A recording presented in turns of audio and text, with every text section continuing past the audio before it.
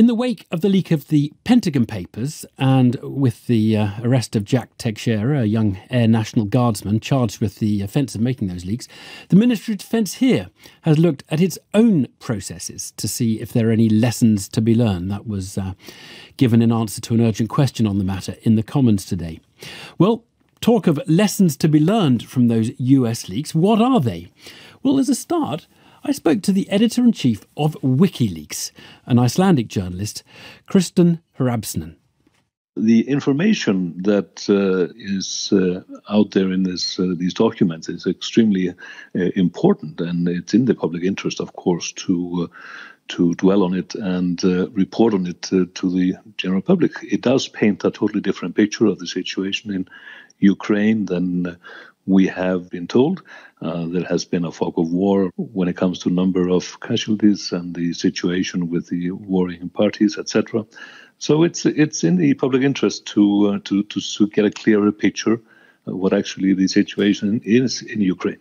Do you think there's anything that should be kept secret by the state, though? Because, of course, the danger of saying, well, we've learned something from it, it's in the public interest, is that one might say the logical extension of that view is there just should be no state secrets. And I'm sure there are people who believe that even the timing of D-Day shouldn't have been a state secret in the Second World War because there's nothing which the people shouldn't be told. Well, there's a huge difference between the absurd escalation of secrecy in latter times and a policy of no secrecy at all. Yes, there is a justification for some secrecy, but that's a far cry from the arbitrary regime of putting everything under secrecy as we have seen now, especially in the United States, this last 20 years. Are you surprised that this young man appears to have had quite as much access as he did?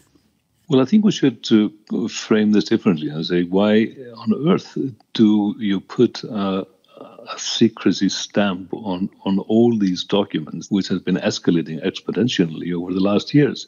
Of course, that calls for access by individuals, and there are now probably a number between 2 and 3 million in the US who have access to secret documents. I'm not surprised at all, and I think that's going to be more of it. You actually obviously were leakers with a cause. You believe very strongly, Kristen, in this open government principle, more transparency and fewer secrets. These recent Pentagon leaks do not appear to be leaks with a cause, as everybody seems to agree. These seem to have been a bit of showing off with no intention of them coming into public domain.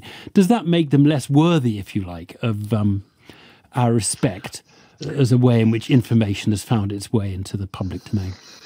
Not at all. I mean, you just have to look at the documents and judge them independently of how it came into the hands of journalists. That's what journalists do. They should not think about the intention of the leaker. Simply, it has to pass the public interest test. Should it be out there? If yes, you publish it. It's about informed decision by the public in an open democracy. Transparency is one of the foundation of our principles in a democracy. People have the right to know, and they should know.